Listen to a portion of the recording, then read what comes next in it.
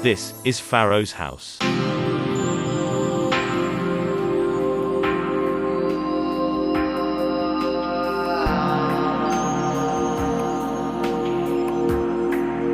No, so are we going through a formal intro or we are just rolling?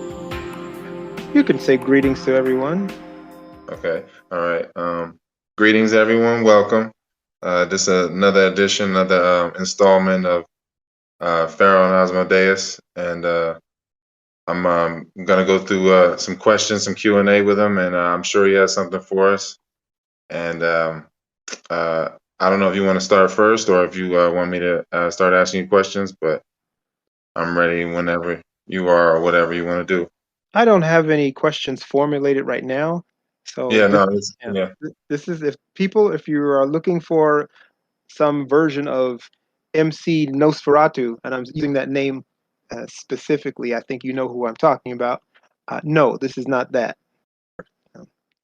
I just I know that when it comes to health, something that's like often overlooked or just never even brought to people's attention is the nervous systems, and that being the sympathetic nervous system and the parasympathetic nervous system, and what different things correlate or correspond to those nervous systems, and how to appropriate them and how to use them in accord, I guess, with life itself, as opposed to, I guess, just trying to force yourself to go into different nervous system states. Like if you're smoking weed or vaping weed or whatever, like you're forcing yourself into the parasympathetic rather than, I guess, just going into it like manually through like breath control.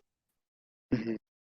So I know like a lot of health starts with the nervous system, and um, as a species, I guess, in the modern world, we have, if you want to call it that, we have like a tendency to like take on to have like a pretty I guess toxic nervous system load. Like it's almost like everybody can take on a certain load of I guess an attack or a toxicity level on their nervous system. I guess you could say like your nervous system load or nervous system capacity.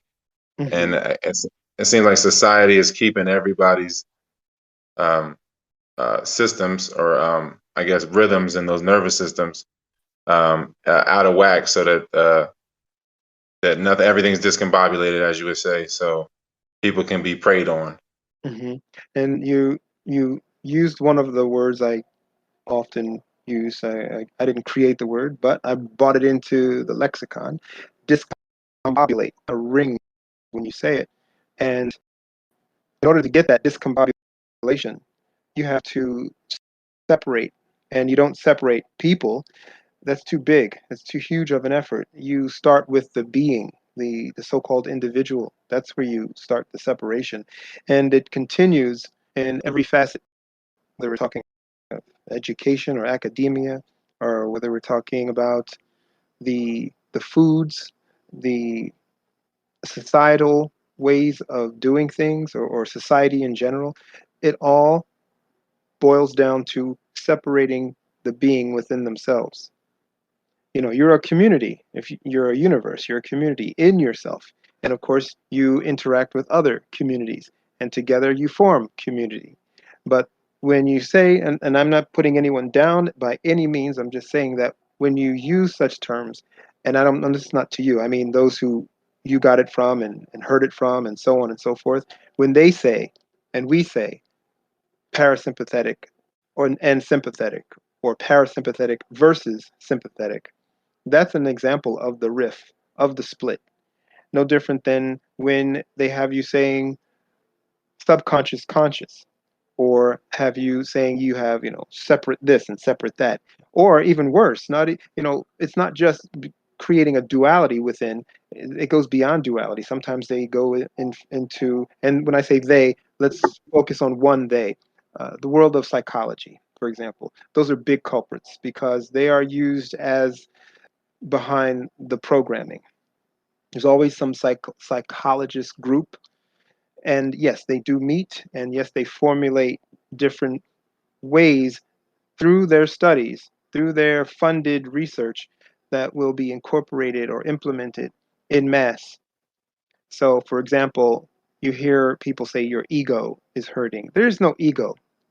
Or they talk about an id. There is no id.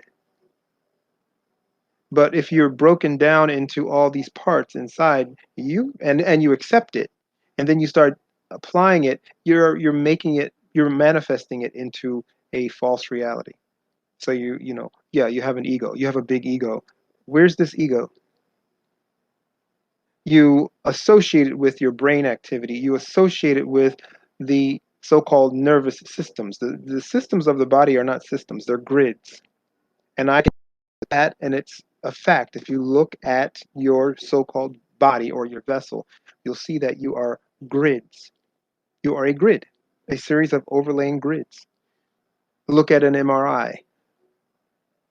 They slice you into grid patterns. The same with a CAT scan, because you're made up of grid layers. And the so-called nervous system is a nervous grid. It interacts with other grids. And you mentioned the word rhythm. Well, the parasympathetic and the sympathetic, or the sympathetic and the parasympathetic, are part of a rhythm, an interacting rhythm, a balance rhythm, an ebb and a flow. That ebb and flow was so-called natural.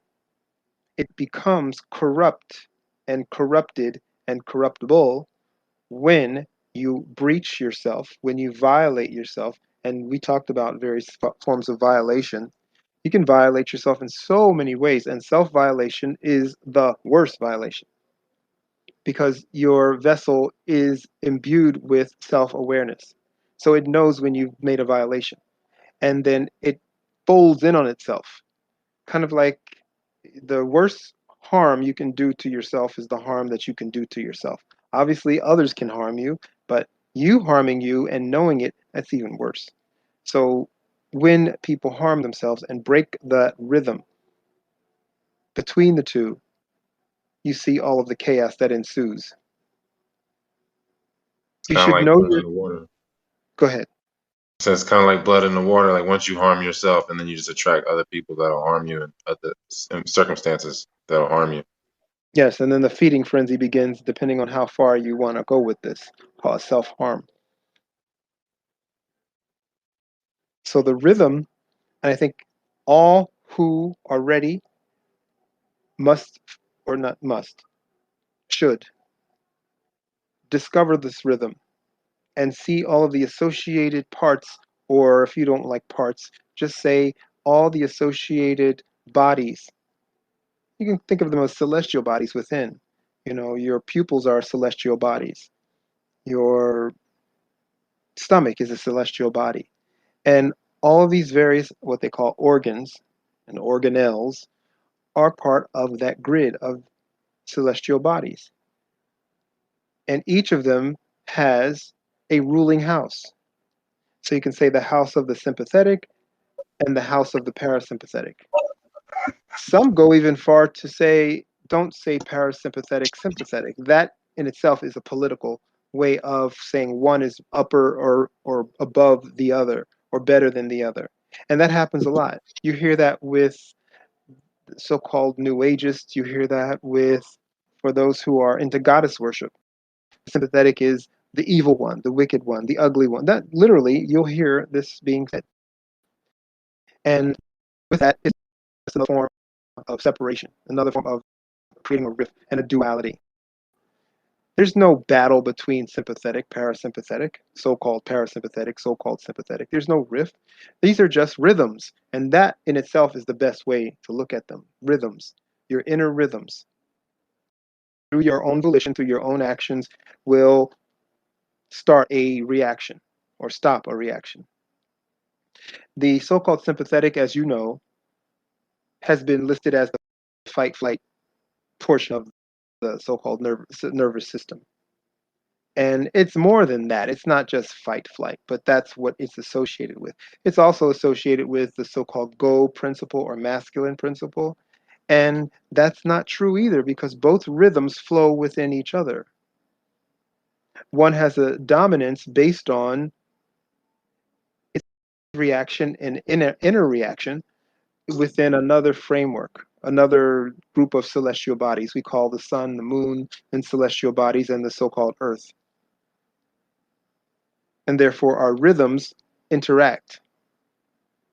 One will be dominant when you are in re-energizing mode, aka rest mode or sleep mode, and the other will be dominant when you are in active mode. You accept the world of fight flight because, we have various spirit bodies in control, and we have given into dogma and fear-based systems that allow spirit forms. Spirits are not supposed to rule over souls. That's just a fact.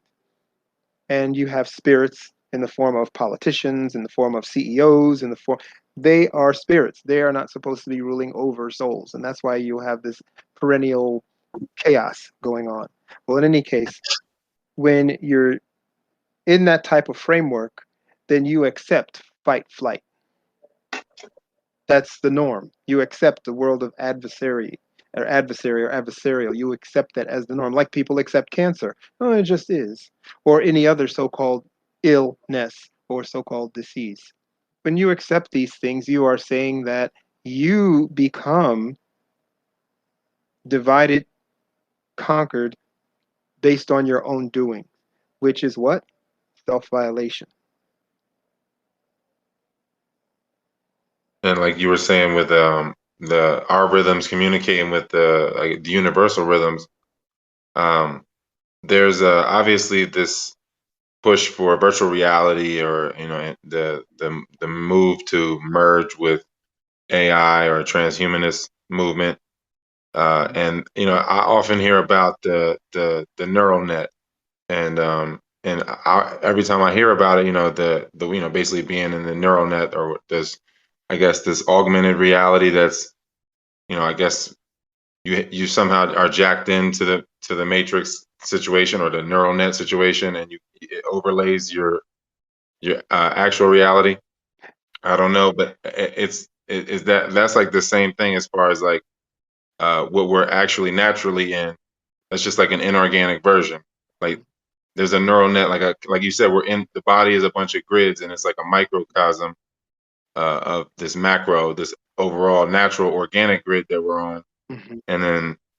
And then you have things like the neural net, or any of these the metaverse or whatever. They're all going to be like laid down on top of those. They're grids that are laid down on top of those grids, and they're every time you're laying these grids down, whatever they are on the earth, it's messing with the nervous system uh, rhythms themselves. And so, like, if you have a massive a population that's not in accord with the natural rhythms, they're gonna be living, I guess, adversarially to life itself. Mhm. And I guess and that's how we've created this environment, I guess, where, like, if we have an environment of 7 billion people or 8 billion people, like they say, and I guess you just can't have too many of the recessive traits. It's almost like having like a billion ligers.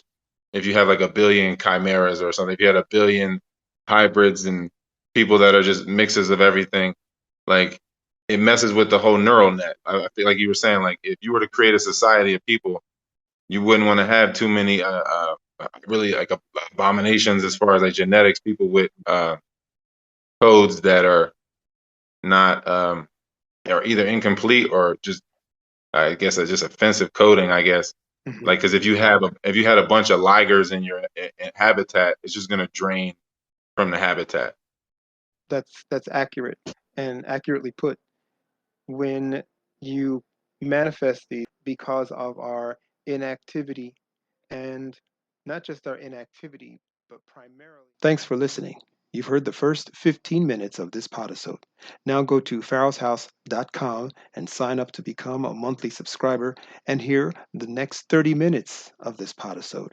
Or go to my Patreon link that you see in the description and become a Patreon supporter of Pharaoh's House, and you have access before everyone else does for the first 30 days after I've recorded it to 45 minutes to an hour's worth of Podisode. That's the Podisode in its full entirety, but only if you become a Patreon supporter today. Otherwise, please go to pharohshouse.com and sign up to become a monthly subscriber and hear 30 minutes of this Podisode. Thanks. Pharaoh's House Podisode is the sole property of pharohshouse.com. All third-party copyrights revert to their original owners. To inquire about syndication or sponsorship, please visit our website at pharohshouse.com.